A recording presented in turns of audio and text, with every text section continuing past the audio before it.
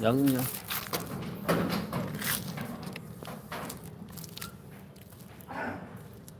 Kulat tahu. Yes.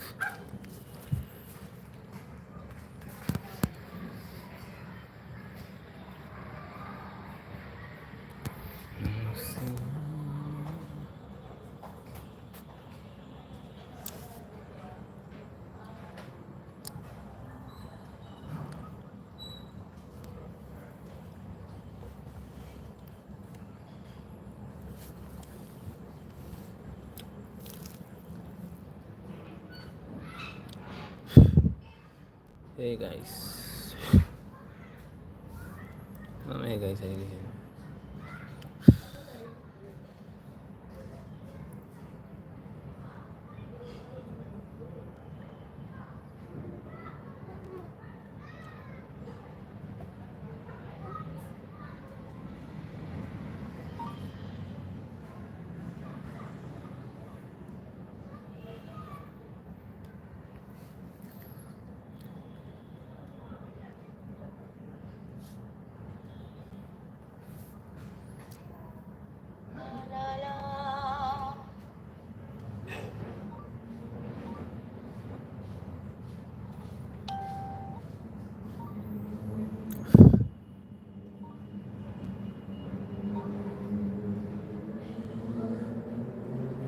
Hey guys, sekarang mana? Hey guys, good night. Good night.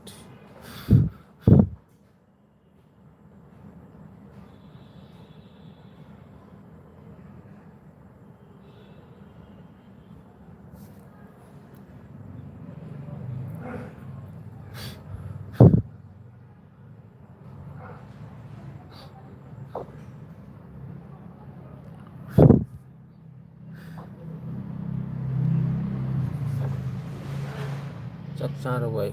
Cái nào nó chắc xa rồi vậy, cái nào nó ghê guys hay cái nào này.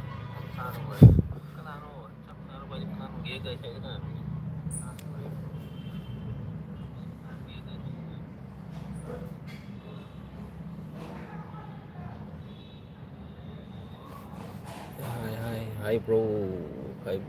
Welcome.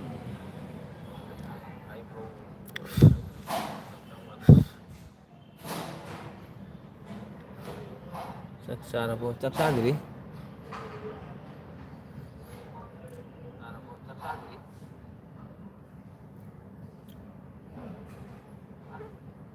Han भाई कैसा है Uttarakhand today bro welcome my live stream bro मैं अच्छा हूँ आप कैसा हो मेरे एलबी में आने के लिए धन्यवाद लाइक्स और सब्सक्राइब कीजिए सब्सक्राइब नहीं कीजिए तो सब्सक्राइब कीजिएगा मेरे एलबी को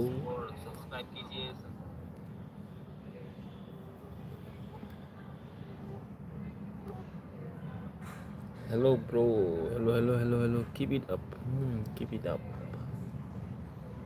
हेलो भाई सलाम भाई हेलो ब्रो वेलकम आप तो सब्सक्राइब हो जाएगा या क्या बोल रहे क्या लिखा है 111 वाह क्या करो लिखा है क्या लिखा है भाई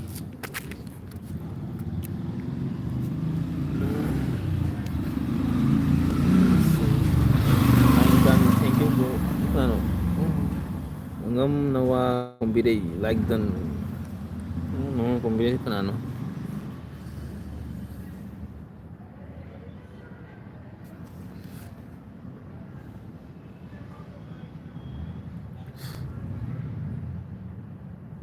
ngang nawa kumbiri acha thank you ngam đây क्या रे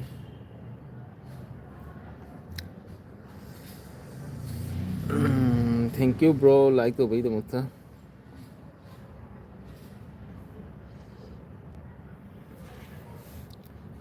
ai kau ini harus bro anggang kau ini mak kere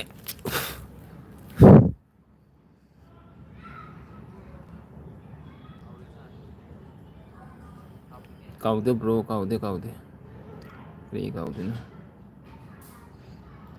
ibu kau rabo oh ꯅꯣ ꯀꯥꯎꯗꯦ ꯀꯥꯎꯗꯦ ꯅꯪ ꯑꯩꯒꯤ ꯑꯦꯜꯕꯤꯗ ꯂꯥꯛꯏꯗꯨꯗꯤꯅ ꯃꯃꯥꯡꯗꯁꯨ ꯑꯩꯒꯤ ꯑꯦꯜꯕꯤꯗ ꯂꯥꯛꯑꯝꯃꯤꯗꯨꯗꯤ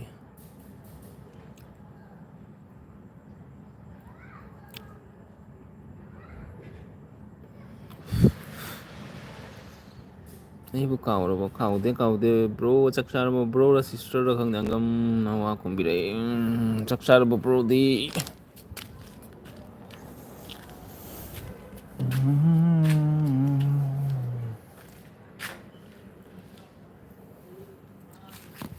ꯁꯤ ꯂꯣꯏꯅ ꯐꯪꯉꯦꯗ ꯁꯤ ꯂꯣꯏꯅ ꯁꯦꯡꯉꯦꯀꯣ ꯉꯁꯥꯏ ꯃꯌꯦꯛꯁꯦ ꯁꯛꯁꯦ ꯌꯥꯗ꯭ꯔꯦꯍꯦ ꯁꯛꯁꯦ ꯌꯥꯗ꯭ꯔꯦ ꯁꯛꯁꯦ ꯌꯥꯗ꯭ꯔꯦ ꯁꯛ ꯊꯤꯔꯦ ꯊꯕꯛꯇꯤ ꯂꯥꯛꯄꯒ ꯑꯦꯟꯕꯤ ꯕ꯭ꯔꯣ ꯀꯔꯤ ꯏꯟꯖꯥꯡ ꯆꯥꯒꯦ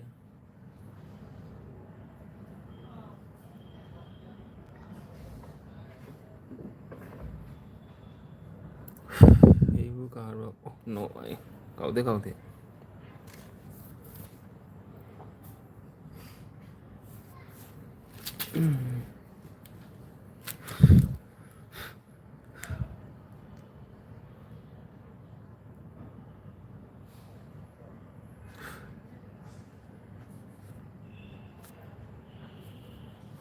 ꯀꯥꯡꯅ ꯂꯣꯏꯔꯦ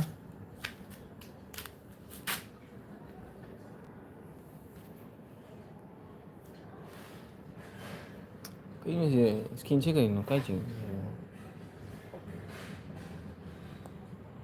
ꯃꯄꯥꯟꯗꯅꯤꯀꯣ ꯑꯠꯆꯥ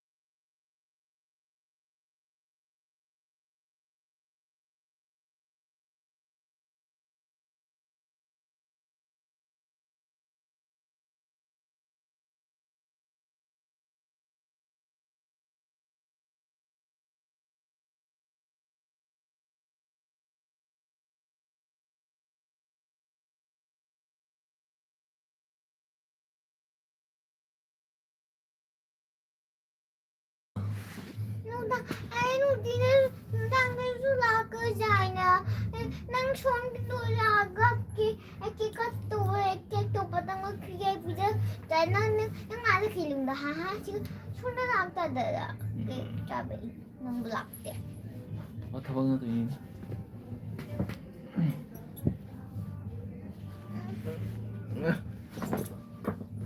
ꯆꯥꯔꯦ ꯍꯥꯏꯔꯣ ꯆꯥꯗꯦ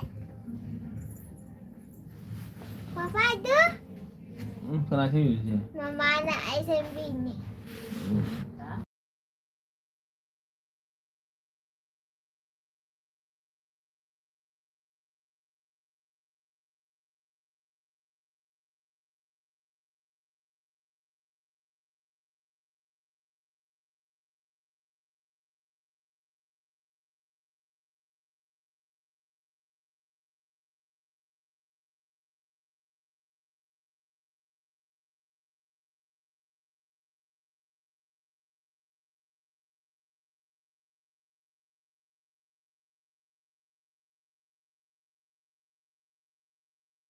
얘네들 하이 떨어.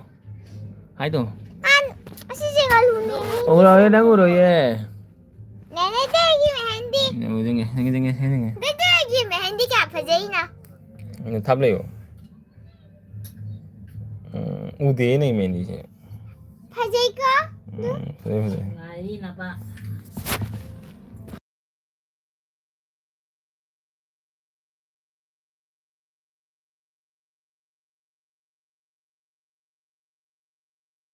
Abe mai câu này, abe mai câu đây. 오케이. cái 야게네네. 니니, 할로. cái sao bông này đã. 근데 차차보라고 그러면 안 돼. 퍼져래 배 mai, 퍼져래. 두 니니. 이게 만나겠다 오피. 퍼져래 like. Chelak dice udro. Chelak dice udro. Ure. Cái tôi đi. Thà vâng mà tôi đi tôi phải nó có mobile rồi. Mobile phải nó xí phải xe. Không phải nó. Ipi mà chắc sao bang nghe. Ipi mà chắc sao bang nghe. Hay cái 짝사대. Ini chắc sao bang. 니니는 짝사보. Nang quay sao con này nếu chứ. Tanu ay do cái blue đi ay. Blue ga không đi này cái đó mang gì blue. Blue. 봐봐. 누 고민 나 거야. 오네. 고민학 들어. 락대 고민 거.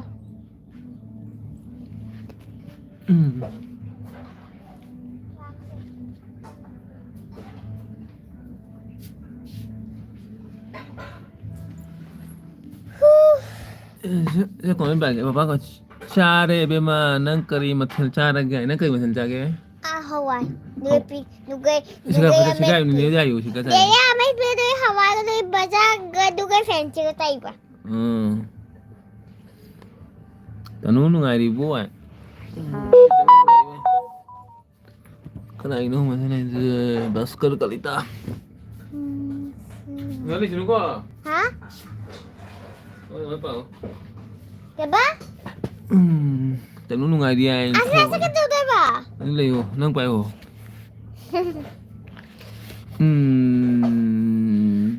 Chế thôi đi curry giang cha cái chế tanu curry giang cha cái. Ai chúng ta đây nè ngắt. Nè nè chế pa. Hello nene bye start. Nè chế curry ai. Pa mo ye du gini. Tum la ni curry hai di no ibe ma. Thuman le hai ba. Giang na hai ye. Curry giang phải na yo curry giang sai ba. Hawaii 누가 바자게 아메피. Hawaii ga baza ga amit pi ga chai ai. Coi chết thôi na cái ba căng xuôi chai ai. Sum lấy đi nang đi chắc cha rồi boy. Cha đi chân tanu chắc cha cái tôi như vậy. Cha de chắc cái gì chắc cha đi ba cái tôi bộ ôn cái này hay cha đi rồi.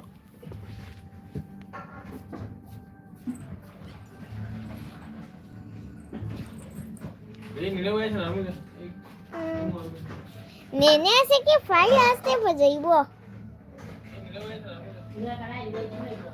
nene से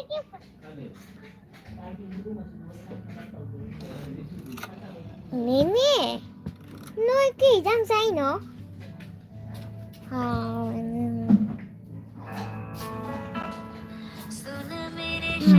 Cha de chắc. Ơi, 이제 단우. Ese es nene 단우 저는 그냥 컴퓨터 짜는 거. dur. Kaya ba? Arje hanagi mingay do nungsiye kana hanagi mingay do nungsiye kaya ba? Arje hanagi mingay do nungsiye hanay mingay do kana ano ba? Hanay mingay do di ꯅꯨ ꯆꯥꯛ ꯌꯥꯝꯅ ꯆꯥꯔꯒ ꯀꯔꯤ ꯀꯥꯟꯅꯒꯦ ꯆꯥꯅꯨ ꯑꯗꯨꯒꯤ ꯆꯥꯛ ꯆꯥꯅꯨ ꯆꯥꯛ ꯆꯥꯔ ꯀꯩꯗꯧꯗꯒꯦ ꯆꯥꯛ ꯆꯥꯔꯥ ꯍꯦꯜꯂꯣ ꯊꯣꯏ ꯀꯗꯥꯏꯒꯤꯅꯣ ꯊꯣꯏ ꯀꯗꯥꯏ ꯃꯅꯤꯄꯨꯔꯒꯤꯅꯤꯅꯦ ꯑꯦ ꯊꯣꯏ ꯀꯗꯥꯏꯒꯤꯅꯣ ꯍꯪꯉꯤꯅꯦ ꯑꯦꯃ ꯅꯪ ꯀ꯭ꯂꯥꯁ ꯀꯌꯥ ꯀꯥꯔꯒꯦ ꯍꯥꯏ One. Class 1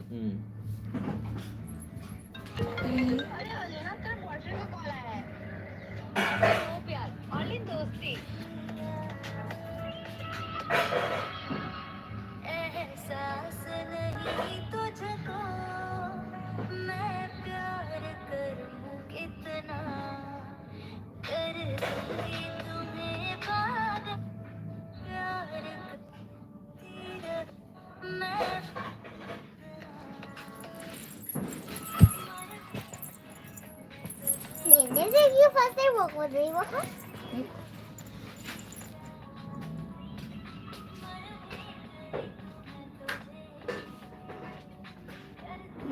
Đây xin thay người ta làm gì nữa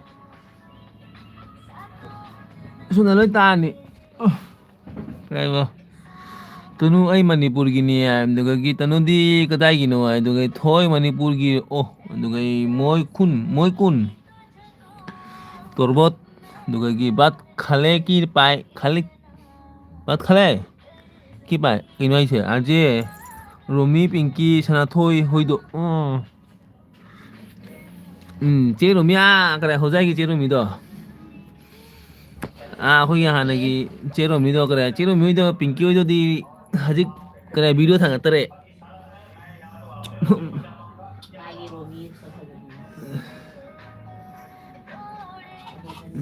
ꯆꯦꯔꯣꯃꯤ ꯍꯣꯏꯗꯣ ꯊꯥꯡꯒꯠꯇꯔꯦ ꯃꯣꯏ ꯀꯔꯦ ꯖꯨꯔꯥꯠꯇ ꯂꯩꯕꯅꯤ ꯊꯥꯡꯒꯠꯇꯔꯦ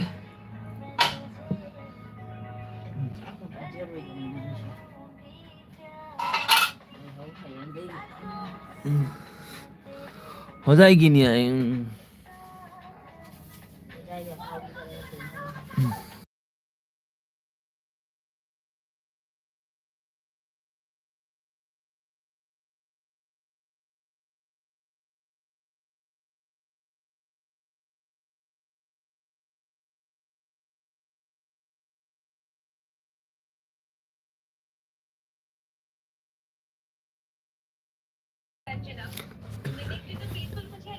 आरजे कुन होय कोट होय या कꯩꯅꯣꯒꯤꯅꯤ ꯁꯣꯗꯤ ꯑꯥꯔꯣꯄꯤꯅꯤ ꯇꯅꯨ ꯁꯥꯞ ꯇꯧꯕꯤꯔꯝꯃꯣ ꯑꯩ ꯔꯤꯇꯥꯔꯟ ꯇꯧꯖꯔꯛꯀꯦ ꯌꯥꯏ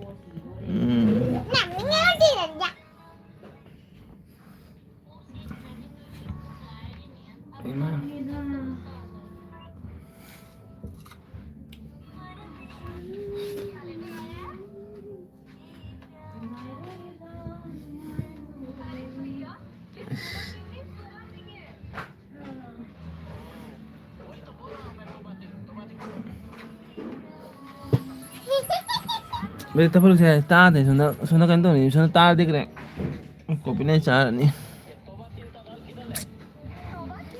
kita nelbi था तेरा बगन सीधी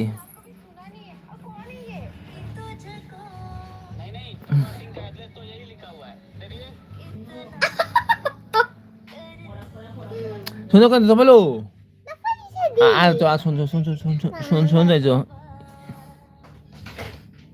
Italagi kiri Italigi nih aja sih yo Italigi nih aja sih ugum tauri mobile dah अच्छा Italigi nih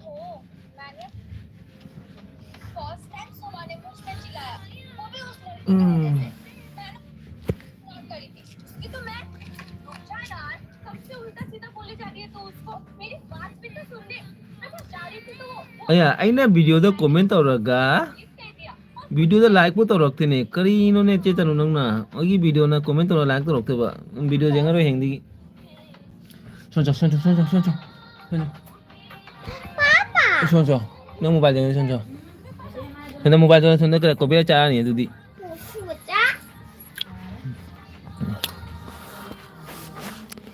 nuga isa nungai teraga kari elvino kana isa nungai dise Cita isa nungai bro isa nungai ba kari isa nungai tiri sum isa nungai tiri ta hai le elvi khuding laga isa nungai tiri bai ora ge ai tale ꯖꯥꯝ ꯆꯥꯁꯜꯂꯛꯇꯣꯏꯔꯣ ꯀꯔꯤ ꯂꯥꯏꯛꯀꯤ ꯋꯥꯔꯤꯅꯣ ꯀꯔꯤ ꯂꯥꯏꯛꯀꯤ ꯋꯥꯔꯤꯅꯣ ꯀꯔꯤ ꯂꯥꯏꯛꯀꯤ ꯋꯥꯔꯤ ꯁꯤ ꯑꯗꯨꯝ ꯑꯖꯦ ꯑꯩꯉꯣꯟꯗ ꯅꯪꯒꯤ ꯅꯣꯇꯤ ꯂꯥꯛꯇꯦ ꯀꯔꯤꯒꯤꯅꯣ ꯍꯥꯏ ꯆꯦꯇꯣꯏ ꯈꯪꯗꯦꯅꯦ ꯅꯪ ꯀꯔꯥꯏ ꯕꯦꯂꯥꯏꯀꯣꯟꯗꯣ ꯀꯔꯥꯏ ꯑꯣꯟ ꯊꯝꯕ꯭ꯔꯣ ꯕꯦꯂꯥꯏꯀꯣꯟ ꯑꯣꯟ ꯊꯝꯃꯝꯗꯤ ꯂꯥꯛꯄꯅꯤ ꯂꯥꯛꯇꯕꯁꯨ ꯌꯥꯎꯕꯅꯤꯀꯣ ꯆꯦꯇꯅꯨꯒꯤ ꯚꯤꯗꯤꯑꯣꯗ ꯑꯩꯒꯤ ꯅꯣꯠ ꯀꯔꯤ ꯃꯥꯏ ꯅꯣꯇꯤ ꯂꯥꯛꯇꯦꯕ ꯃꯌꯥꯝꯒꯤ ꯅꯣꯇꯤ ꯂꯥꯛꯏ ꯃꯥꯏ ꯅꯣꯇꯤ ꯂꯥꯛꯇꯦ ꯌꯥꯔꯦ ꯅꯪ ꯀꯃꯥꯏꯅ ꯈꯪꯗꯣꯏꯒꯦ ꯑꯣ ꯌꯥꯔꯦ ꯅꯪ ꯀꯃꯥꯏ ꯈꯪꯗꯣꯏꯒꯦ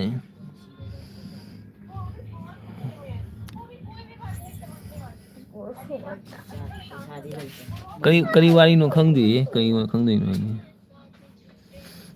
ꯌꯥꯔꯦ ꯅꯪ ꯀꯃꯥꯏꯅ ꯈꯪꯗꯣꯏꯒꯦ ꯑꯩ ꯀꯔꯤ ꯀꯔꯤ ꯅꯥꯔꯤꯅꯣ ꯍꯥꯏꯕ ꯈꯪꯉꯤꯅꯦꯕ ꯀꯔꯤ ꯅꯥꯔꯤꯅꯣ ꯍꯥꯏ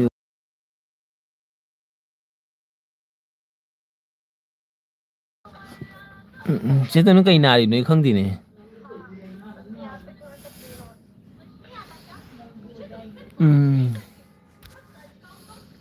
ꯂꯥꯛꯂꯣꯏ ꯑꯩꯒꯤ ꯆꯦꯅꯦꯜ ꯅꯣꯇꯤꯐꯤꯀꯦꯁꯟꯒ ꯆꯠꯇꯕꯅꯤ ꯑꯩꯅ ꯅꯍꯥꯟ ꯌꯦꯡꯉꯤ ꯚꯤꯗꯤꯑꯣ ꯂꯥꯛꯑꯦ ꯀꯔꯤ ꯃꯤꯊꯥꯏꯗꯣ ꯀꯔꯤ ꯀꯁꯥꯔ ꯊꯥꯖꯤꯜꯂꯒ ꯒꯨꯍꯥꯇꯤꯗꯗꯤ ꯃꯤꯊꯥꯏ ꯊꯥꯔꯛꯇ꯭ꯔꯒ ꯀꯁꯥꯔꯗ ꯂꯣꯏꯅ ꯊꯥꯖꯤꯜꯂꯒ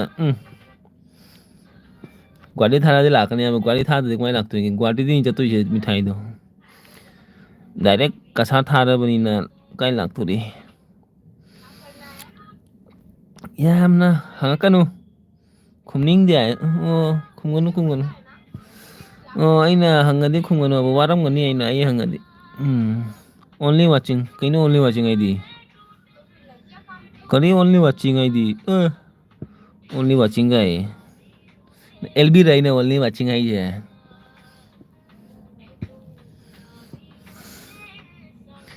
ꯑꯩꯅ ꯚꯤꯗꯤꯑꯣ ꯌꯦꯡꯉꯤꯗꯣ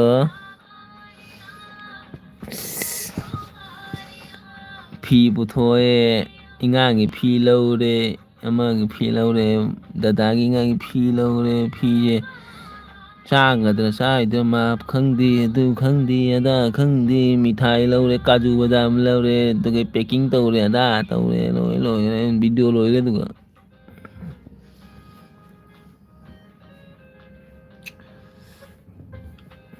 ꯑꯩ ꯈꯜꯂꯦ ꯑꯩꯒꯤ ꯐꯤꯒ ꯊꯥꯔꯛꯀꯗ꯭ꯔꯥ ꯑꯩ ꯈꯜꯂꯝꯃꯤꯅꯦ ꯑꯩ ꯚꯤꯗꯤꯑꯣ ꯌꯦꯡꯉꯝꯃꯤꯅꯦ ꯑꯩꯒꯤ ꯏꯄ꯭ꯋꯥ ꯅꯨꯄꯥꯒꯤ ꯐꯤꯒ ꯊꯥꯔꯛꯀꯗ꯭ꯔꯥ ꯀꯥꯏꯅ ꯏꯃꯥꯏ ꯚꯤꯗꯤꯑꯣ ꯌꯦꯡꯕꯗ ꯐꯤꯒ ꯌꯥꯎꯔꯝꯗꯦꯅꯦ ꯑꯩꯒꯤ ꯃꯃꯤꯡꯒ ꯌꯥꯎꯔꯝꯗꯦꯅꯦ ꯑꯩ ꯈꯜꯂꯤ ꯑꯣ ꯏꯃꯥ ꯑꯩꯒꯤ ꯐꯤꯒ ꯍꯥꯏ ꯑꯩꯗꯤ ꯈꯜꯂꯤ ꯑꯩꯒꯤ ꯐꯤꯒ ꯊꯥꯔꯛꯇꯣꯔꯦ ꯀꯥꯏꯅ ꯆꯦꯡꯉꯤ ꯇꯣꯉꯥ ꯊꯣꯡꯉ ꯊꯔꯧ ꯆꯦꯡꯉꯤ ꯇꯣꯉꯥ ꯊꯔꯧ ꯆꯥꯕ ꯐꯪꯗꯦ ꯀꯣꯛ ꯁꯥꯏ ꯏꯔꯣꯝꯕ ꯆꯥꯕ ꯐꯪꯗꯦ ꯀꯣꯏ ꯀꯁꯥꯔꯒꯤ ꯑꯣꯇꯣ ꯉꯥ ꯍꯥꯎꯕꯅꯤ ꯒꯨꯍꯥꯇꯤꯒꯤ ꯑꯣꯇꯣ ꯉꯥ ꯍꯥꯎꯇꯕꯅꯤ ꯑꯁꯥꯗꯤ ꯑꯁꯥ ꯂꯩ ꯑꯁꯥ ꯂꯩ ꯆꯥꯛ ꯆꯥꯔꯕꯣ ꯀꯔꯤ ꯍꯤꯟꯖꯥꯡ ꯆꯥꯒꯦ ꯄꯨꯡ ꯀꯌꯥꯗ ꯆꯥꯒꯦ ꯆꯥꯛꯇꯤ ꯀꯗꯥꯏ ꯉꯁꯥꯏꯅ ꯆꯥꯔꯒ ꯊꯣꯏꯈꯔꯦ ꯆꯥꯛ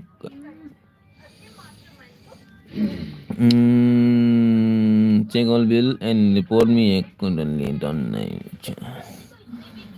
ꯆꯥꯛ ꯆꯥꯔꯕꯣ ꯆꯥꯛ ꯆꯥꯔꯦ ꯍꯋꯥꯏ ꯊꯣꯡꯕ ꯆꯥꯔꯦ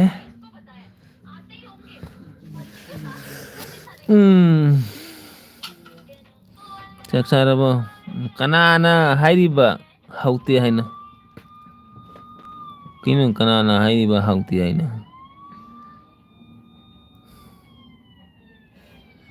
ꯀꯔꯤꯅꯣ ꯀꯅꯥꯅ ꯍꯧꯇꯦ ꯍꯥꯏꯁꯦ ꯆꯥꯛ ꯆꯥꯔꯕꯣ ꯀꯔꯤ ꯏꯟꯁꯥꯡ ꯆꯥꯒꯦ ꯆꯥꯛ ꯆꯥꯔꯦ ꯍꯋꯥꯏ ꯊꯣꯡꯕ ꯆꯥꯏ ꯍꯥꯏꯅꯤꯌꯦ ꯍꯥꯎꯇꯦ ꯍꯥꯏ ꯅꯠꯇꯦ ꯀꯅꯥꯅ ꯍꯥꯏꯔꯤꯕ ꯍꯧꯇꯦ ꯍꯥꯏꯅ ꯏꯃꯥ ꯑꯩꯈꯣꯏꯗꯤ ꯊꯨꯝꯒ ꯑꯩꯈꯣꯏ ꯑꯠꯆꯥ ꯒꯨꯍꯥꯇꯤ ꯉꯥꯔꯤ ꯍꯥꯎꯇꯦ ꯍꯥꯏꯕꯅꯤꯍꯦ ꯀꯁꯥꯔꯒꯤ ꯉꯥꯔꯤ ꯍꯥꯎꯕꯅꯤ ꯒꯨꯍꯥꯇꯤ ꯉꯥꯔꯤ ꯍꯥꯎꯇꯦ ꯒꯨꯍꯥꯇꯤ ꯉꯥꯔꯤꯁꯦ ꯀꯔꯤ ꯍꯥꯏ ꯈꯥꯕꯅꯤ ꯑꯣꯇꯣ ꯉꯥꯗꯣ ꯑꯩꯈꯣꯏꯗꯤ ꯆꯥ ꯐꯪꯗꯦ ꯒꯨꯍꯥꯇꯤ ꯉꯥꯔꯤ ꯀꯩꯅꯣꯗꯒꯤ ꯀꯩꯅꯣ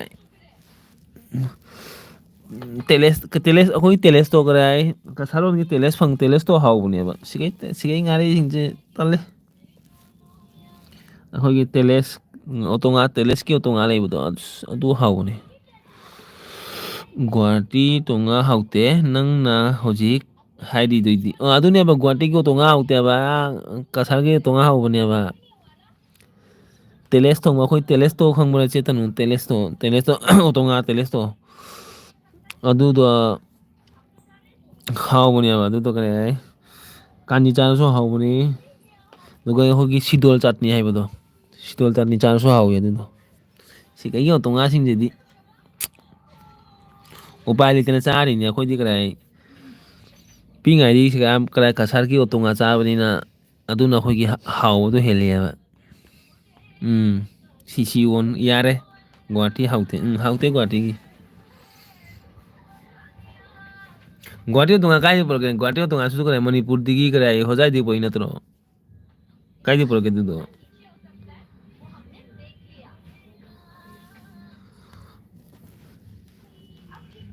ꯒꯨꯍꯥꯇꯤꯗ ꯉꯥꯔꯤ ꯂꯥꯛꯏꯁꯤꯡꯗꯣ ꯀꯔꯥꯏ ꯍꯣꯖꯥꯏꯗꯒꯤ ꯑꯗꯨꯗꯒꯤ ꯃꯅꯤꯄꯨꯔꯗꯒꯤ ꯂꯥꯛꯄ ꯑꯗꯨꯒ ꯈꯔꯗꯅꯤ ꯑꯇꯩꯗꯤ ꯀꯥꯏꯗꯩ ꯂꯥꯛꯇꯣꯏꯒꯦ ꯑꯗꯨꯗꯣ ꯇꯦꯂꯦꯁꯁꯨ ꯁꯦꯛꯃꯥꯏꯁꯨ ꯂꯣꯏ ꯍꯥꯎꯔꯤ ꯁꯦꯛꯃꯥꯏꯗꯣ ꯍꯥꯎꯇꯦꯕ ꯑꯩꯗꯤ ꯇꯦꯂꯦꯁꯇꯤ ꯄꯥꯝꯃꯤ ꯁꯦꯛꯃꯥꯏꯁꯤ ꯇꯜꯂꯤ ꯎꯄꯥꯏ ꯂꯩꯇꯅ ꯁꯦꯛꯃꯥꯏ ꯆꯥꯔꯤ ꯅꯠꯇ꯭ꯔꯗꯤ ꯑꯩꯈꯣꯏ ꯑꯥꯗꯗꯤ ꯇꯦꯂꯦꯁ ꯆꯥꯏ ꯁꯥꯡꯕꯗꯣ ꯇꯦꯂꯦꯁꯇꯣ ꯑꯗꯨ ꯆꯥꯏ ꯎꯄꯥꯏ ꯂꯩꯇꯅ ꯁꯤꯗ ꯁꯦꯛꯃꯥꯏꯒꯤꯗꯣ ꯆꯥꯔꯤꯅꯤ ꯁꯤꯗ ꯒꯨꯍꯥꯇꯤꯗ ꯀꯩꯁꯨꯝ ꯍꯥꯎꯇꯕ ꯍꯥꯎꯇꯦ ꯄꯩꯁꯥꯇꯅꯤ ꯃꯥꯡꯉꯤꯁꯤ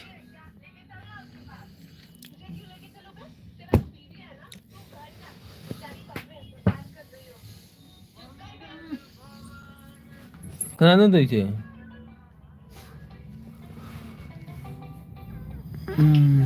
ꯃꯣꯏ ꯃꯥ ꯀꯅꯥꯝ ꯂꯩꯇ꯭ꯔꯦ ꯃꯤ ꯑꯃꯠꯇ ꯂꯩꯔꯤ ꯍꯔꯦ ꯀ꯭ꯔꯤꯁꯅ ꯌꯦꯜꯕꯤ ꯁꯦꯈꯔꯦ ꯍꯥꯏ ꯍꯔꯤ ꯕꯣꯂꯥ ꯌꯦꯜꯕꯤ ꯇꯥꯔꯦ ꯀꯅꯥꯝ ꯂꯥꯛꯇꯦ ꯑꯩ ꯌꯦꯜꯕꯤꯁꯦ ꯑꯟꯗꯣꯛꯄꯅꯤꯗ ꯃꯁꯛ ꯐꯖꯕꯩ ꯂꯥꯛꯇꯦꯔ ꯀꯩꯅꯣ ꯈꯪꯗꯦ ꯅꯪ ꯆꯥꯕ ꯍꯩꯇꯅ ꯍꯥꯎꯇ꯭ꯔꯤꯅꯤ ꯈꯪꯗꯦ ꯑꯩ ꯆꯥꯕ ꯍꯩꯇ꯭ꯔꯤꯅ ꯀꯔꯤ ꯈꯪꯗꯦ ꯄꯤꯛꯁꯛ ꯄꯤꯛꯄꯗ ꯍꯥꯎꯇꯦꯕ ꯑꯗꯨꯗꯣ ꯍꯩꯅꯗꯦꯕ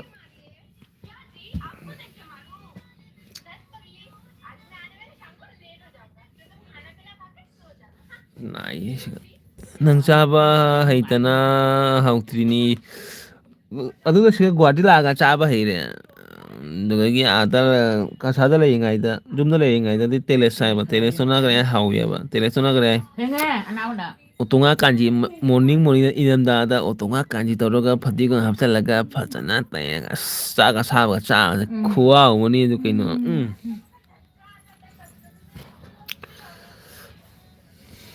ꯂꯥꯛꯂꯣꯏ ꯃꯤ ꯁꯤꯁꯤꯅꯤ ꯍꯥꯏ ꯈꯪꯗꯦ ꯂꯥꯛꯅꯤꯡꯕ ꯂꯥꯛꯄ ꯃꯤ ꯂꯥꯛꯑꯦ ꯂꯥꯛꯅꯤꯡꯕ ꯃꯤ ꯂꯥꯛꯇꯦ ꯑꯁꯥꯒꯤ ꯋꯥꯔꯤ ꯇꯥꯕꯔ ꯆꯦꯇꯅꯨ ꯑꯁꯥ ꯉꯥꯡꯉꯤ ꯇꯥꯎ ꯃꯤꯒꯤꯗꯃꯛꯇ ꯁꯞꯄꯣꯔꯠ ꯇꯧꯕꯤꯌꯨ ꯅꯪ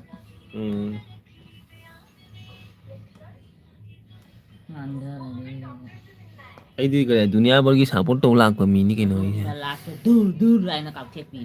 ꯑꯗꯨꯃꯥꯏꯅ ꯉꯥꯡꯒꯅꯨꯅꯦ ꯑꯦꯜꯕꯤꯗ ꯉꯥꯡꯒꯅꯨ ꯀꯤꯖꯕ꯭ꯔꯣ ꯀꯤꯖꯩ ꯅꯠꯇꯦ ꯅꯁꯥꯒꯤ ꯏꯖꯠꯇꯣ ꯊꯝꯃꯨ ꯑꯩꯈꯣꯏ ꯏꯁꯥꯒꯤ ꯏꯖꯠ ꯊꯝꯃꯤ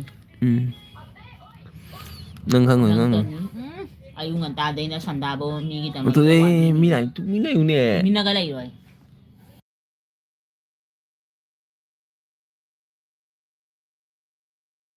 ꯁꯅꯥꯊꯣꯏꯕꯤ ꯁꯅꯥꯊꯣꯏꯕꯤ ꯍꯜꯂꯣ ꯍꯜꯂꯣ ꯍꯜꯂꯣ ꯀ꯭ꯋꯥꯗꯣ ꯅꯣꯏꯒꯤ ꯀ꯭ꯋꯥ ꯍꯨꯔꯥꯟꯕꯗꯣ ꯀꯃꯥꯏꯅ ꯇꯧꯒꯦꯅꯦ ꯁꯟꯒ ꯑꯥꯗ ꯄꯨꯜꯂꯨꯏꯗꯣ ꯀꯃꯥꯏꯅ ꯇꯧꯒꯦ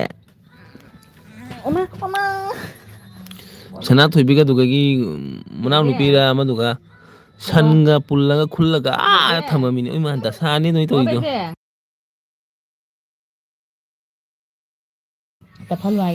ꯁꯚꯦꯟ ꯅꯥꯏꯟ ꯇꯥꯟ ꯊꯦꯡꯀ꯭ꯌꯨ ꯁꯅꯥꯊꯣꯏꯕꯤ ꯀꯔꯤ ꯆꯥꯔꯛꯀꯦ ꯁꯅꯥꯊꯣꯏꯕꯤꯅ ꯀꯔꯤ ꯁꯟꯒ ꯄꯨꯜꯂꯒ ꯀ꯭ꯋꯥꯒ ꯍꯨꯔꯥꯟꯕ ꯀ꯭ꯋꯥ ꯄꯥꯝꯕꯤꯗ ꯀꯥꯕꯩ ꯗꯟꯗꯥ ꯇꯧꯕꯗ ꯀ꯭ꯋꯥ ꯄꯥꯝꯕꯤ ꯀꯥꯕ ꯉꯝꯗ꯭ꯔꯦ ꯑꯗꯨꯒ ꯂꯥꯁꯇ ꯁꯟ ꯑꯣꯏꯅ ꯄꯨꯟꯈꯔꯦ ꯑꯥꯗ ꯂꯝꯕꯤ ꯆꯠꯂꯒ ꯑꯗꯨꯒ ꯁꯟꯗꯣ ꯃꯅꯥꯎ ꯁꯟ ꯊꯦꯜꯂꯒ ꯁꯟꯗꯣ ꯄꯨꯂꯛꯑꯦ ꯄꯨꯂꯛꯑꯒ ꯑꯗꯨꯅꯤ ꯂꯤꯂꯥꯗꯤ 누가 잉원다 사포 떠우대 아사낭 우레나 그래봐 잉원다 사포 떠우대 오늘 사포 떠우대 아사낭 우레나 기누아이제 ज्ञान में ता दे वो शिरंगनी ब्रो आई सीता बनी नो करे नो सपोर्ट नाइगो हमारा ako na support tar mon teso ni tanang ha support na igay adi din mi ta magtabiban na loyan sidore me banay ta aje gay ni hide me banay ji gay ay na halini nang munde nga thong ye nga thong ba hawram mani ne sana thobi kuma je nungari bo mi support tabiban da support nai go ai kap kare amara nang support nang kare lb nang kare chetan mo kare monita hoy to kuma ori no ba support nai ta hai kanu da phatte da du da ine ma nungai ri bo ai nungai kai hai ni nungai so hai ga da nungai te so hai ga da mayai da lai ri mayai da kare khoi thang lai ri khoi na te phasi jal thai mayai da sondu chapa jate mayai da lai ri nu kare ba mono oi re hai na cheda kaw kare kap kare asa arjuna cheda kaw kare ga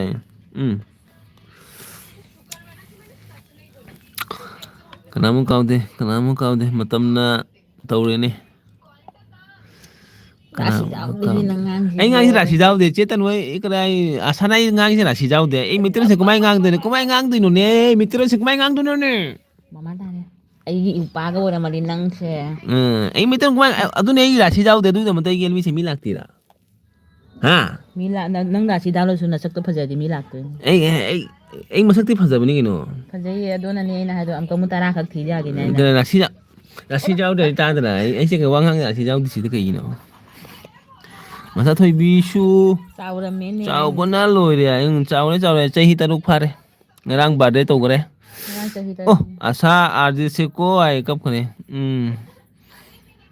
matamna hongbani bro ai hoi ne arje rashi yaude ai rashi yaude je keno du mai khai che tanu buguti kha ba do du kai hena mu kha khai ai gi khonjen je khaya ba rashi jaude ba khonjen ni inang lupa ga kitare bidi dun beti auri sauri matis na beta ono ami elbi khori ar to bhai ja kita lagi jaita আমি বাংলা কইলে তুই বাংলা পারবি নি আমার লগে হ্যাঁ কইতাম নি এখন বাংলা করতাম নি তুই বেটি বুঝোস না তাহলে আউরি বাড়ি মাতি স্টার্ট হইল ও ভাই যা ওই সাইডো যা আমি ভাই খাম করি আর তো তুই ওই সাইডো যাস না বেটি কিতা খিতি হোসছে বেটি হেই বেটি তুই ঘুমাই যা যা তুই কিতা খিতি হোস না আউরি বাউরি হইস না তো ভাই আমি এলবি চালাই আর তুই কি বুঝোস না কিতা লাগি তুমি এলবি চালাইলা আমি কিতা করতাম ওই নে আজে রাশি আউ দিন ওই রাশি আউ দে আমার রাশি নাই নখইলে তুই বুঝোস না নি বেটি তুই কিতা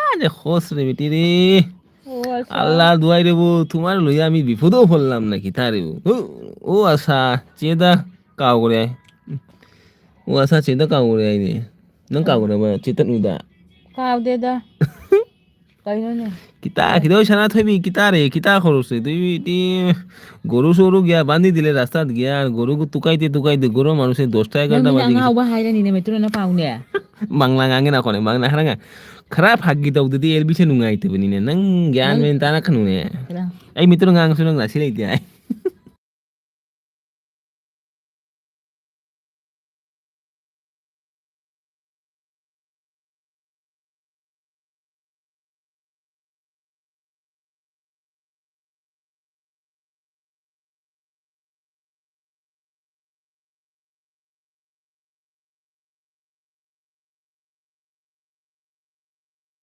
Kita hoi re bo thu mia bibi ugu dia ugu khoya na hoi re bo mia bibi gu liya khoi ti liya ishi mia bibi gu ude tanu ye ko mia bibi liya ishi tumare beti hindu thagi mia wale bala dur mia bibi gu re dia ugu khoya na te tan dur asa na na te aje gini cheda kauri se ওরা বইলা হইও না রে বউ আমি OLA busy আছি রে বউ কিতা খিতি খো রে বউ জিতেন তুমিও রে বউ আউরি মাউরি মাতিও না রে nang বউ sa dore আমিও নো চিন্তাত আছি রে বউ কাম করতাম না এলবি চালাইতাম না ফ্যামিলি চালাইতাম face রে lb বউ কিতা for করতাম রে বউ ফেস এলবি করিবা ফেস এলবি করলে কিতা হইব রে বউ face salma khan body ta dekhao body তো আমার এক্সরে বডি হয়ে গেছে রে বউ কিলা রে বউ সালমান খানের বডি নাই রে বউ ফেস এলবি করে কিতা হইতো রে বউ বুঝো না রে বউ বুঝোইও একটু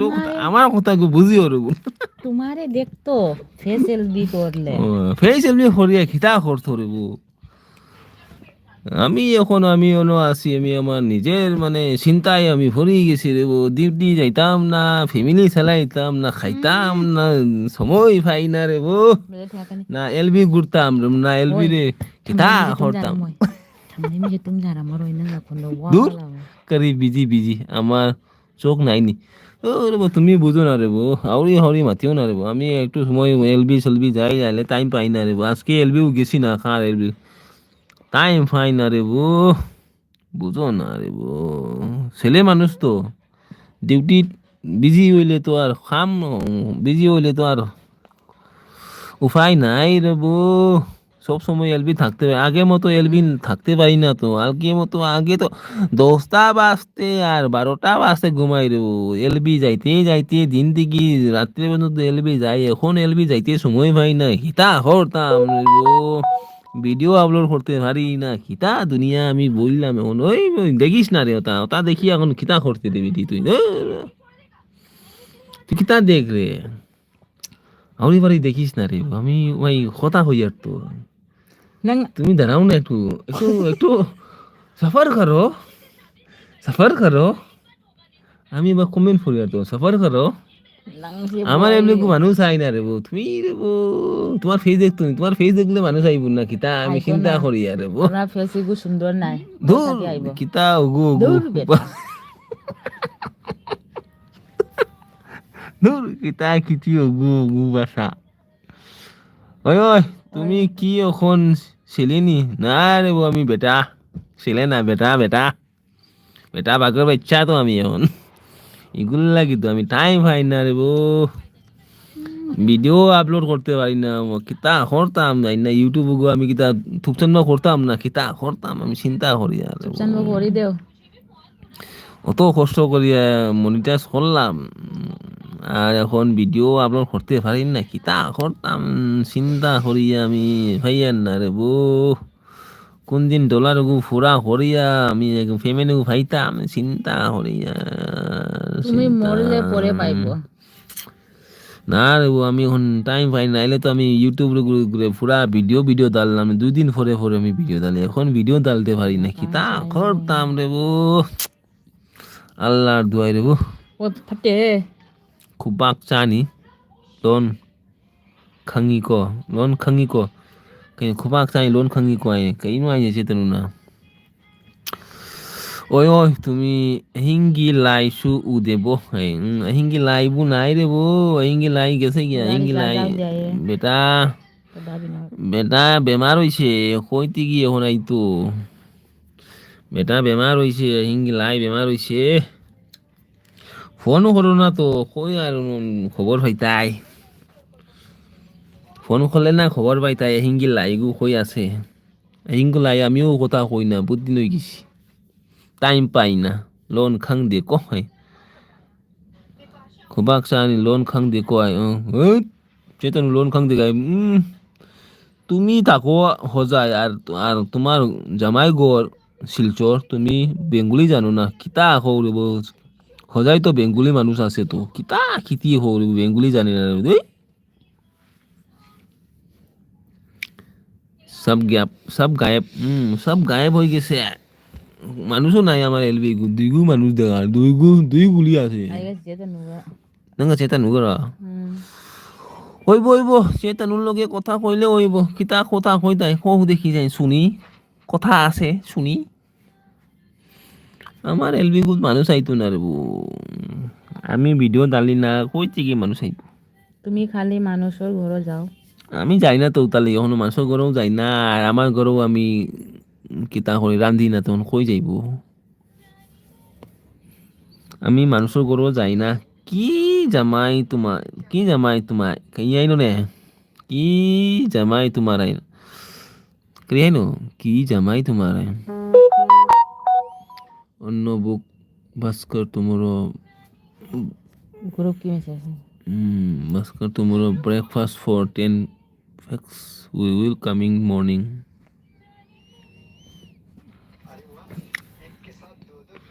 আশা কমেন্ট করো কমেন্ট করো আশা কমেন্ট করো आई वो मैंने ना उन्हें जला दे কিতা লাগি রে ना तुम्ही ब्लो कोरिया राखसे इता लगे কিতা খিতি ओ হরো देखो आमी ओपन पथाई ना नहीं ओ देखो तुम्हारा ono देखतो ना দেখতো না নি দেখছে নি দেখছে না কিতা এলবি হরো তুমি দিও তুমিও ব্লগ করে দিছে রে বাতা ও আউরি মাতিস না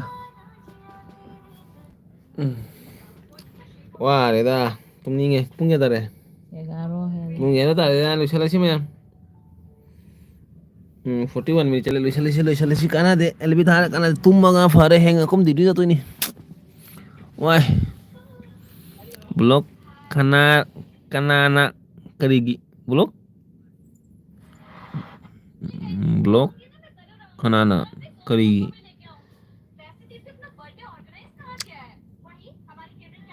시기 자로에 그러게 어떻게 돼 동금들어 तो बदल लेती है 그게 또 벌레 있지 तो बगदाई लई के 맥도 없는 게 이게 감정 ये काम लोग का 수제 감정 문제가 얘가 그냥 그이 right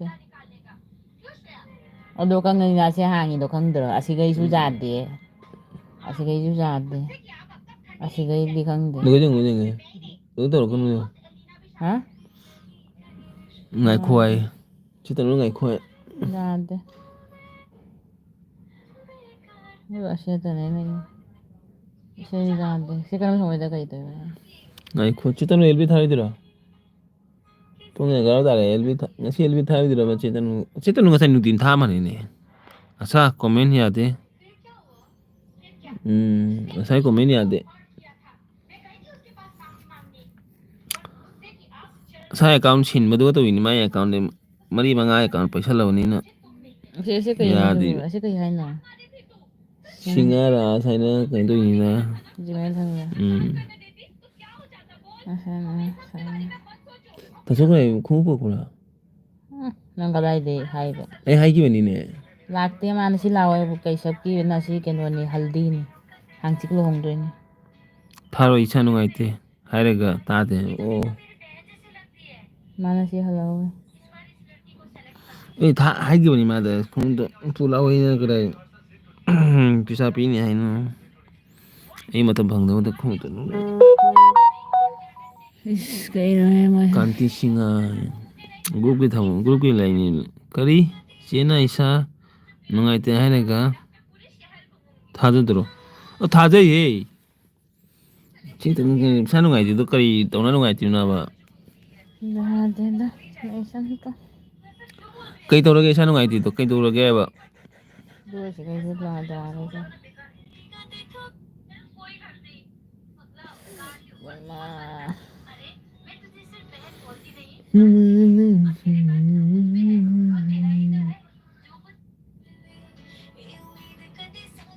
nang comment ba na कई लोग यही कर गए koi mau jenge hei ba jenge hết anh thì bay rồi on hay đấy oma oma aduga man malay ba ni option na ado bro oma mobile को लेके लो ding đi on on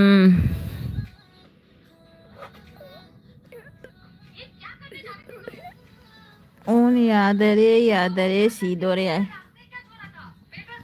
ओ याद रे सीधो रे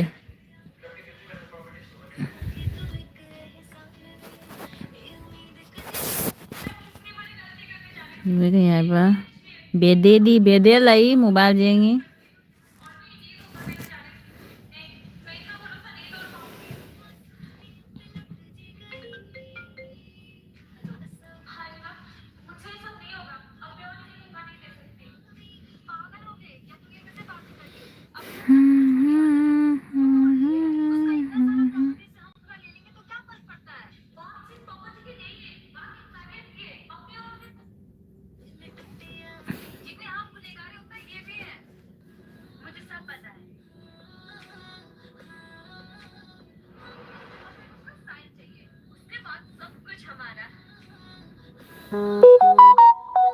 Kainuhe.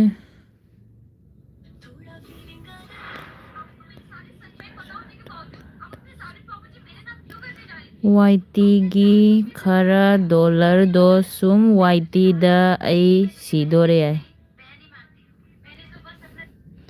YT khara dollar do sum YT da ai sidore ai.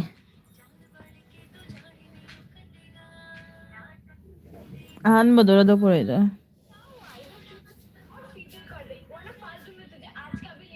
ꯉꯔꯥꯡꯗꯤ ꯉꯁꯨ ꯉꯝꯃꯤ ꯗꯥꯏ ꯍꯦ ꯆꯧ ꯀꯩꯅꯣ ꯇꯧꯗꯣꯏꯅꯦ ꯍꯩꯗꯧ ꯆꯠꯂꯣ ꯉꯥꯛꯇꯪ ꯂꯦꯞꯄ ꯍꯩꯗꯧ ꯆꯠꯂꯣ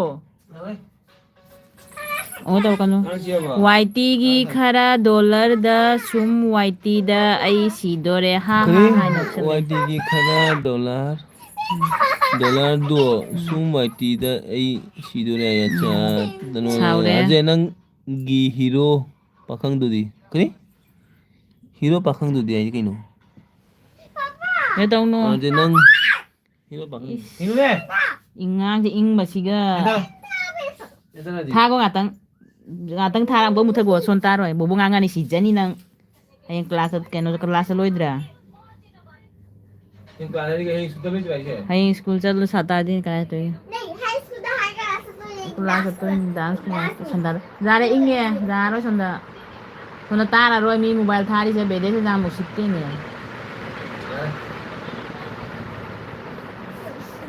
ꯏꯁꯣꯏ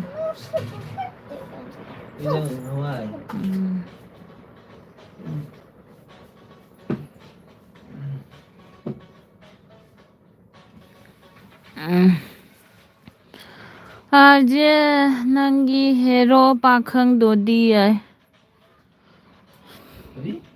ꯉꯁꯥꯏꯗꯨꯅꯤꯍꯦ ꯑꯥꯔꯖꯦ ꯅꯪꯒꯤ ꯍꯦꯔꯣ ꯄꯥꯈꯪꯗꯣꯗꯤ ꯍꯥꯏꯕ ꯃꯤ ꯑꯍꯨꯝ ꯂꯩꯍꯦ ꯀꯅꯥꯅꯣ ꯑꯃꯁꯦ ꯂꯨꯝꯃ ꯌꯦꯡ ꯂꯩꯁꯦ ꯉꯁꯥꯏꯗꯨꯅꯦ ꯍꯦ ꯍꯧꯖꯤꯛ ꯅꯪꯅ ꯄꯥꯔ ꯆꯠꯈꯤꯕꯗꯨꯅꯤ ꯇꯥꯗꯦ ꯈꯔ ꯀꯟꯅ ꯄꯥꯎ ꯇꯥꯗꯦꯍꯦ ꯈꯔ ꯀꯟꯅ ꯄꯥꯎ ꯆꯦꯅꯁꯨ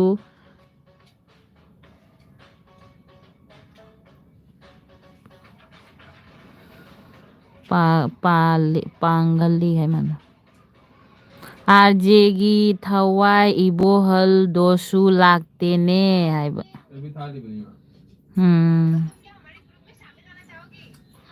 ꯇꯥꯗꯦꯍꯦ ꯈꯔ ꯀꯟꯅ ꯄꯥꯎ ꯆꯦꯅꯁꯨ ꯑꯗꯨꯒꯩꯗꯤ ꯑꯥꯔꯖꯦꯒꯤ ꯊꯋꯥꯏ ꯏꯕꯣꯍꯜꯗꯨꯁꯨ ꯂꯥꯛꯇꯦꯅꯦ ꯁꯤꯁꯤ ꯂꯥꯏ ꯌꯥꯏ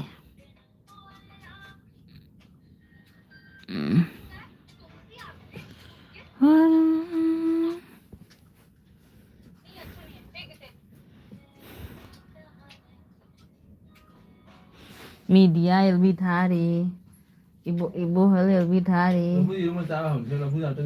खतंग तनी दो ओ याद अदोगी हवाई दा हचले ऐदी चाका चादा देबो कइनो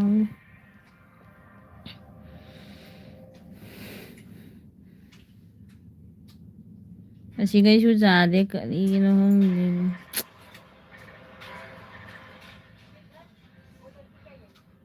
ꯀꯩꯗꯧꯗꯣꯔꯤ ꯅꯪꯁꯦ ꯂꯣꯏꯁꯟꯗꯣꯏꯔꯣ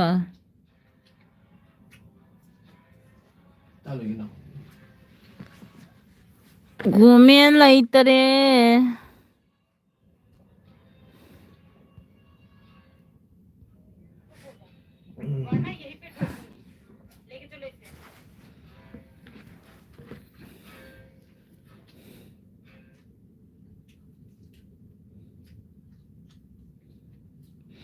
इबोहल एलबी थारीबनी सिसे तनु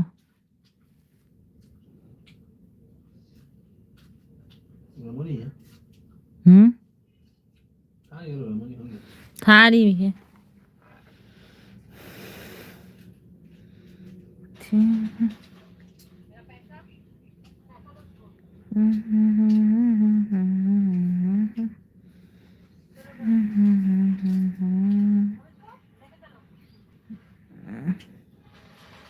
थारीदु मी अनी लई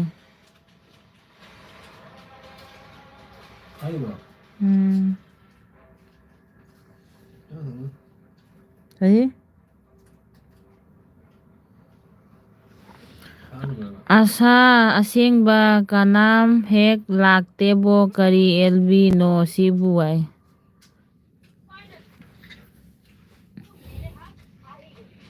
ꯊꯥꯔꯤ ꯌꯥꯏ ꯊꯥꯔꯤꯕꯅꯤ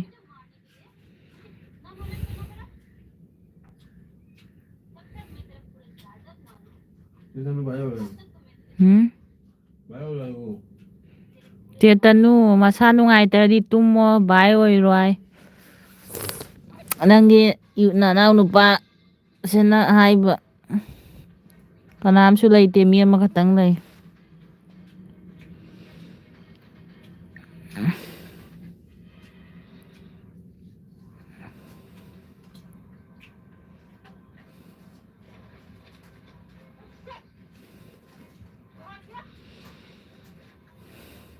ꯂꯣꯏꯁꯜꯂꯣ ꯆꯦꯇ ꯀꯩ ꯍꯥꯏꯕ ꯂꯣꯏꯁꯜꯂꯣ ꯆꯦꯇꯅꯤ ꯎꯔꯤꯕꯣ ꯍꯥꯏ ꯎꯏꯔꯤꯕꯣ ꯍꯥꯏ ꯐꯔꯦ ꯐꯔꯦ ꯑꯗꯨꯒ ꯇꯨꯝꯃꯣ ꯅꯪ ꯂꯥꯛꯀꯛꯀꯦ ꯍꯥꯏꯔꯣ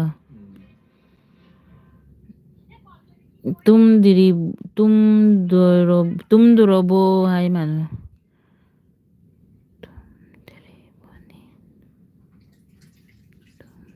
ꯇꯨꯝꯗꯣꯔꯕꯅꯤ ꯍꯥꯏ ꯇꯨꯝꯗꯣꯔꯕꯅꯤ ꯍꯤꯗꯥꯛ ꯆꯥꯔꯤ ꯍꯤꯗꯥꯛ ꯆꯥꯔꯅ ꯎꯏꯔꯦ ꯇꯨꯝꯃꯣ ꯇꯨꯝꯃꯣ ꯑꯗꯨꯒ ꯆꯤꯆꯦ ꯇꯨꯝꯗꯣꯔꯕꯅꯤ ꯍꯤꯗꯥꯛ ꯆꯥꯅ ꯎꯏꯔꯦ ꯍꯥꯏ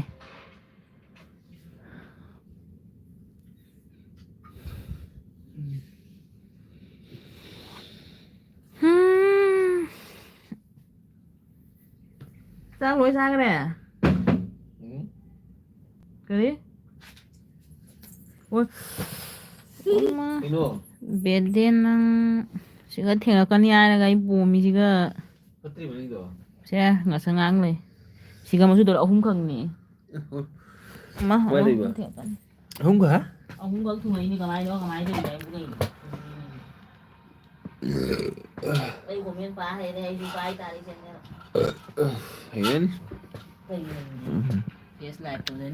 ꯇꯨꯝꯗ꯭ꯔꯕꯅꯤ ꯍꯤꯗꯥꯛ ꯆꯥꯔꯦ ꯎꯏꯔꯦ ꯑꯣꯟ ꯊꯝꯒꯦꯀꯣ ꯁꯨꯝ ꯌꯥꯁꯦ ꯇꯅꯨ ꯀ ꯇꯨꯝꯕꯗ ꯀꯩ ꯀꯥꯏꯗꯦꯗ ꯇꯨꯝꯃꯣ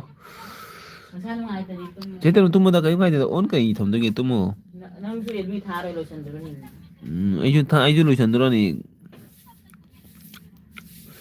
ꯇꯨꯝꯕꯗ ꯑꯩꯁꯨ ꯀꯔ ꯃꯤꯒꯤ ꯆꯠꯇꯕꯅꯤꯅ ꯃꯤꯅꯉꯣꯟꯗ ꯂꯥꯛꯇꯕ ꯑꯗꯨ ꯍꯥꯏꯇꯥꯔꯦꯗ ꯆꯠꯇꯦ ꯅꯠꯇꯦ ꯑꯩ ꯍꯥꯟꯅ ꯑꯗꯨꯃꯥꯏꯅ ꯑꯦꯜꯕꯤ ꯀꯣꯏꯗ꯭ꯔꯦꯕ ꯍꯟꯗꯛ ꯃꯔꯛꯁꯦ ꯍꯥꯟꯅ ꯑꯗꯨꯃꯥꯏꯅꯕꯨꯗꯤ ꯀꯣꯏꯗꯦ ꯍꯥꯟꯅ ꯑꯗꯨꯃꯥꯏꯅ ꯆꯠꯄ ꯈꯣꯠꯄ ꯇꯧꯗꯦ ꯑꯗꯨꯒꯤꯅꯤ ꯑꯗꯨꯅꯤꯅ ꯃꯇꯝ ꯃꯇꯝꯒꯤ ꯃꯤꯅ ꯇꯧꯕꯅꯤꯗ ꯑꯗꯨ ꯃꯇꯝ ꯃꯇꯝꯒꯤꯅꯤ ꯅꯪꯅ ꯆꯠꯄꯤꯔꯦ ꯃꯤ ꯂꯥꯛꯇꯦ ꯑꯗꯨꯗꯒꯤ ꯅꯪꯗꯤ ꯃꯤ ꯆꯠꯄꯤ ꯑꯗꯣ ꯃꯤ ꯂꯣꯏ ꯃꯥꯟꯅꯕ꯭ꯔꯣ ꯑꯗꯨꯅꯦ ꯑꯗꯣ ꯃꯨꯕꯥꯟꯖꯥꯅꯦ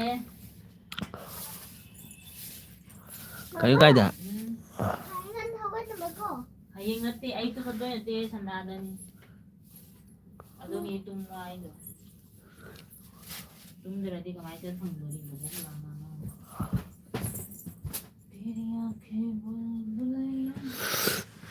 ꯀꯩꯗꯧꯅꯤ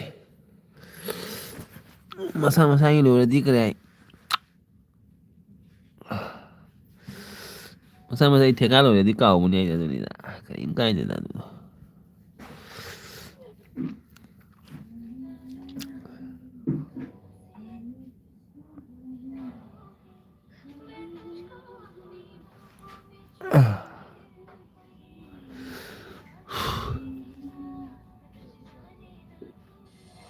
ꯑꯩ ꯃꯨꯛꯕꯥꯡ ꯇꯧꯕ ꯉꯝꯗꯔꯦꯅꯦ ꯀꯩꯅꯣꯗ ꯉꯥꯛꯇꯔꯦ ꯍꯌꯦꯡ ꯑꯌꯨꯛꯇ ꯀꯨꯝ ꯆꯠꯄ ꯑꯣꯀꯦ ꯕꯠ ꯀꯣꯜ ꯑꯁꯤꯝ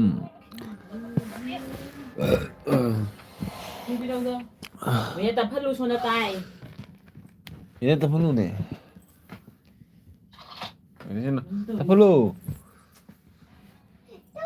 ꯃꯣꯕꯥꯏꯜ ꯇꯞꯍꯜꯂꯨ ꯍꯥꯏ ꯇꯥꯗ꯭ꯔꯣ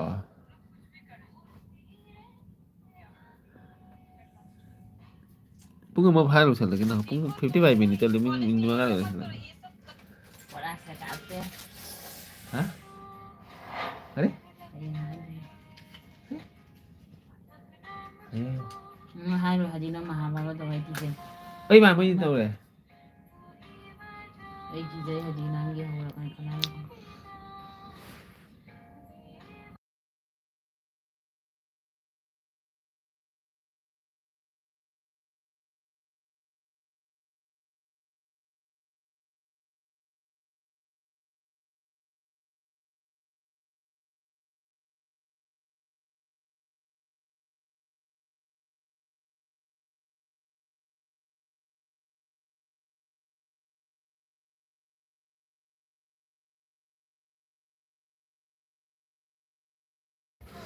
어쨌든 그래 또 이노네 진짜 에 너뭐 너 이제 많이 또 그러다 이 달리버 수바타 또 그러다 수바타 또 그러노 쨌다노 또 그러노 수바타 또 그러노 아바 제가 이거 와요. 달리다 정말 수바타 또뭐 거기 또 그러노 수바타 쨌다노 마탕도 또 그러노 거 수바타 까대 어이. 어 Sige nga mo doon na salam bisya sa. ấy por ini Sige mo thamma bani ay na. 에 Ay na mo thamma mi ấy nó tăng ai thôi mà nó cái gì này Na doon sa ay na. năng dài là đi ấy tăng ai đi cha lại đấy nữa Ado ni ay na mo ada mama da ma pira me ba. Ay na pali ato na mo ni ay na mo ni ay do di ay mo ile na mi. 수바타 또 그러노 쨌다노 Hello. Kata pala jing. 수바타 또 그러게 되게 Hello. 아이슈 쨌다노 수바타 또 쨌다노 수바타 또 cái này cái nó đẹp nó cái khôi sai sai tổ ra nó cái nó video da view ka da di ngai te ba Hindi na mi dahil sila yung matana. mini di sum super chat to wi ko ai da super chat tal li da ai ngai show bo ma super chat ko to ngai show bo kana mo da hai so ai tal li du Ikaw niya po siya. 저거 no 저거 no ai ima 저거 no ai 저거 no te hey asengo hai ni 저거 no te Sisi mo. Na may to gani siga ibem sagi uba do gani siya lupa jam tagi do eh. cái May pambad ba siya. 저거 no te hey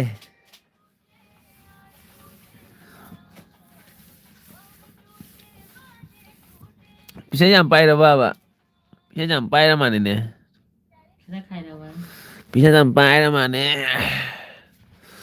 itu ini sebab tu leh ni net leh tu May do di. Siya. Siya lauro hay doktor eh. 지금 나 Ako ay ang abag ka ko. Ko. 엄마가 수련아. khôi super chat daily tàu te tàu long ni na bisa pai ni na to ba to khai lo khara khai cái no Ay na chawan pa na rin. ai ti bisa pai te super chat tàu ba ngai te bisa lai te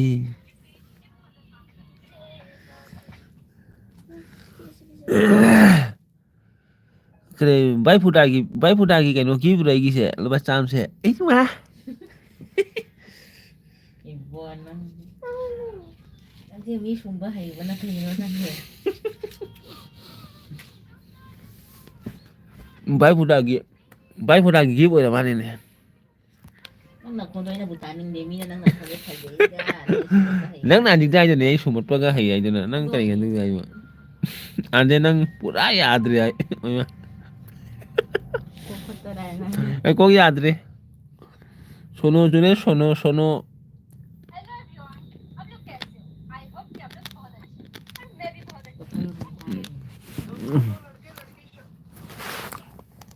elvi jamu to kana elvi no ni इसका elvi है रे ये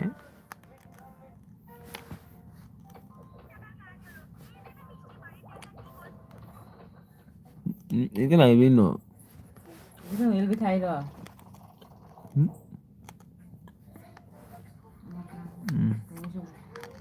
Nako sa yan eh. 엄마가 지금 Nako he. Kamali mo siya. Kena dulu lah itu kan ini. Kau tu no. Why tu mesti? Orang nggak usah doa. Jadi lu tinggal nggak? Nasi bunga. Nasi gitu. Dia kan udah patah.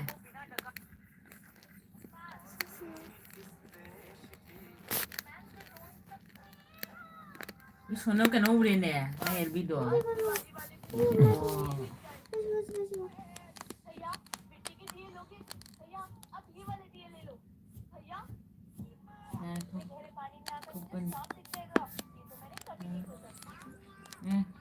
Jangan sedih ni.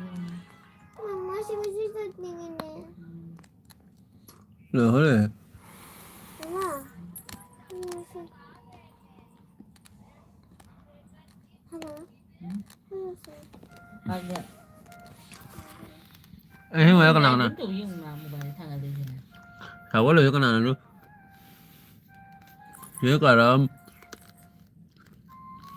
Jom dulu.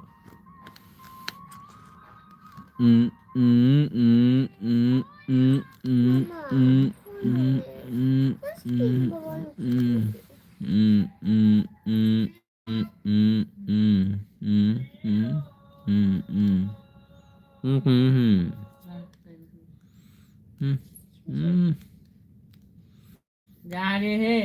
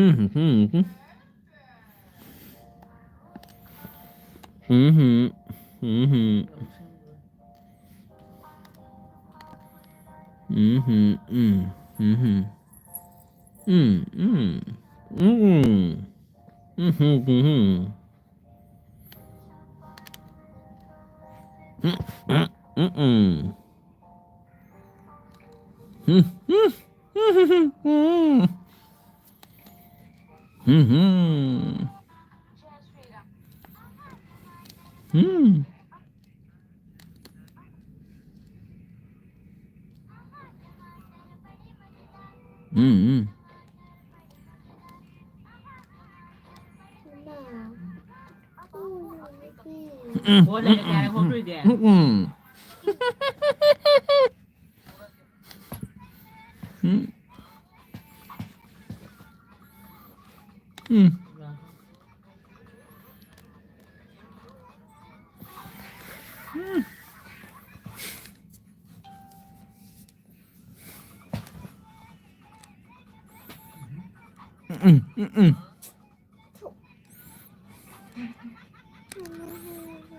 Boleh kadang dua kopi. Bukan dia kan. Mama sini.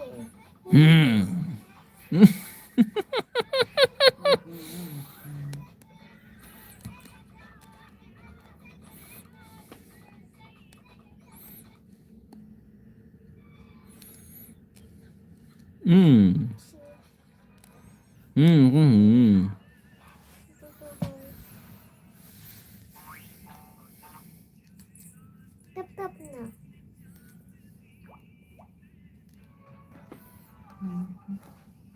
Mama.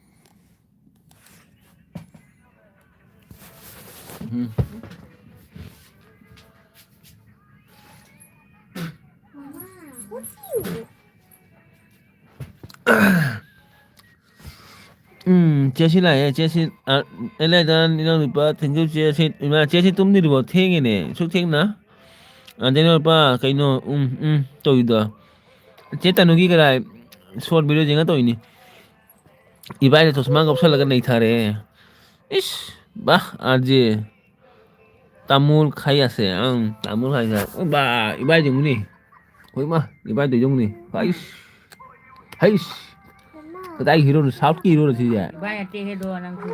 इबाई दी ने तो चले हिरो दे इबाई चश्मा गपसा लगा नहीं था रे ने वहां आई दो नहीं था रे ने होई मा इबाई इबाई मा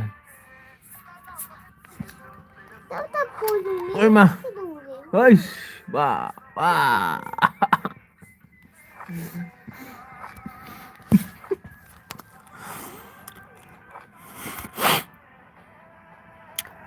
मुंह में जबान नहीं है इसलिए मुंह में जबान नहीं है इसलिए ओह तनु भी चार बॉय चार चे दिया है हीरो मा लेगा मिसी गली बा ओह होय मा सीधे कने कने lại दुर्गा माँ lại सीधा सुप tên lại thank you chế chế tên उन्हीं का शॉर्ट ते है वो नहीं वो आई मैं शॉर्ट जगह लगा कॉपीराइट चाह कर क्या खाने नहाने की एलबी तो मैंने शॉर्ट जेंग मतलब कॉपीराइट चाह ना स्ट्राइक का तो करे ना मैं शॉर्ट जाम जेंग मतलब कॉपीराइट चाह मार के नो हंग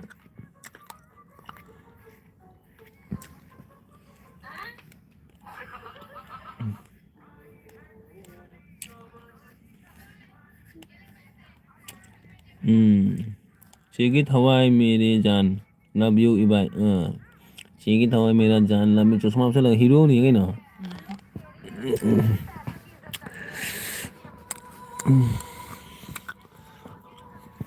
तनुबी हजिकान नंगी शॉर्ट वीडियो कमेंट तौबा अममो यादरे करिगिनो खंगदे ngaisu yaade short comment short na comment tauba yaade aisu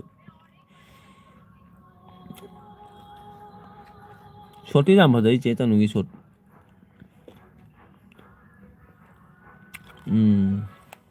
ai jam jeng ko jam jeng di kare kan to da strike cha tan han man jeng bo strike cha de Nang ado thu kan na jeng jeng na. ni pa lại cái ni pa nó chứ gì cái tay ni pa nó chứ gì Korean gì đó ôi mà Hare Krishna ôi mà wow wow wow wow wow wow hay mà cái nào chứ gì Pak sa dra. này Chasma de tu. ni pa cái mà lấy nè ôi mà wow tao biết wow này mà này gì nào wow wow oh my god hey chosma se guys này nè Ay na sang hangin tu. wow Bede se dum hol hol ay to lai ne. oh Na. Sang hangin. Wa de kudang so e. acid ba no janu no hoy janu ai na janu ba wah tanu biang thấy rằng ni pa mà ni pura ni pa ni pura hoy tanu biang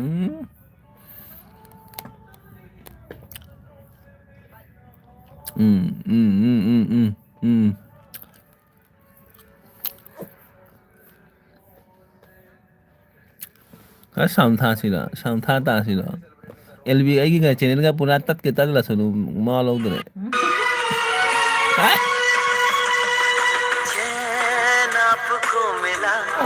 मुझे दीवानगी मिली ये तो की boyfriend नहीं है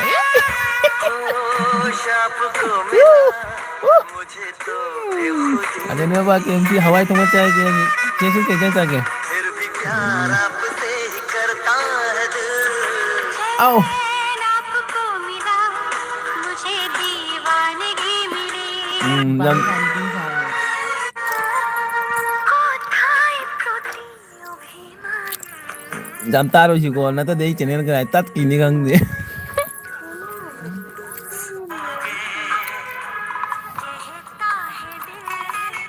Bini itu nah ini nak kerja, cuma thar lagi Tang halu do. copyright saya ini channel lo.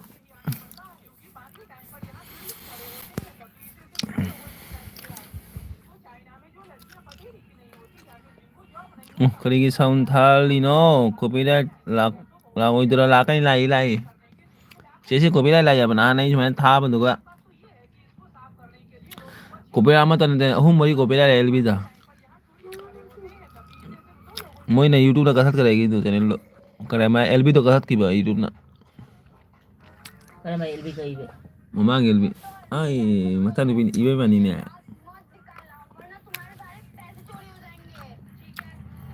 सिद्ध बा कौन होए Reels to Malo tulo ka tumo. Magpigil lang ma. Ayun bubong na nga ka.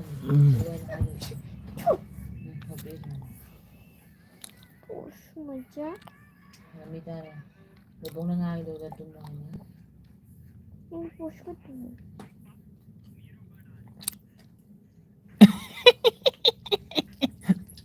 ay ma iya kayak gini mana dia ma Dito nuro ah. ay ma kenapa sih dia Ubra ni gini. kenapa sih dia Ire. oh ting ting ting ting ting ting ting ting ting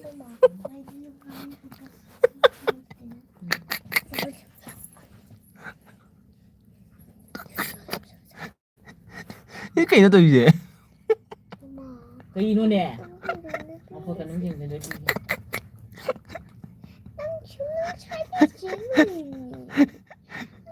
Ayun din din na sa din ng tajin.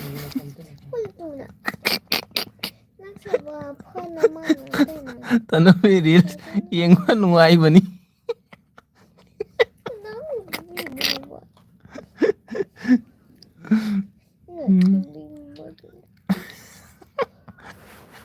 hey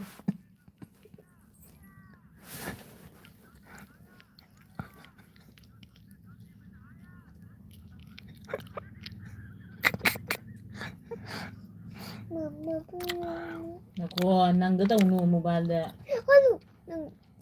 nang sempet naman Mobile lam din. यार लोग चलेंगे LB जेती है वार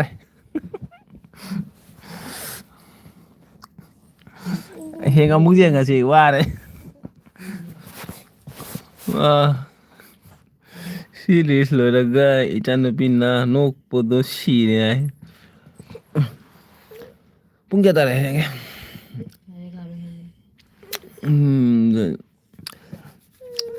channel lo chala ke मैं bye lo जगह lo chala ke war है तुम नहीं है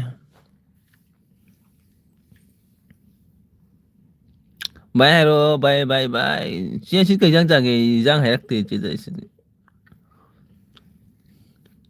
चे ची de suk theng na ji pu tum di pung ga phải lại Siya diyan ko siya hayang class ka sabi matau tali no. nãy hàng ca nang kanana haha nang kanana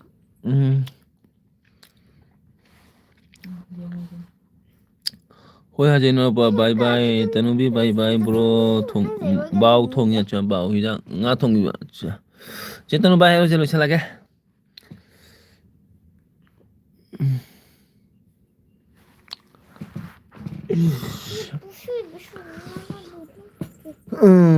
lo chalo bye everyone hoi mayam bye bye thank you mayam lakbai damakta thank you Chetanu thank you bye thank you super chat tor bai damakta mathang di super chat to bi anu bye bye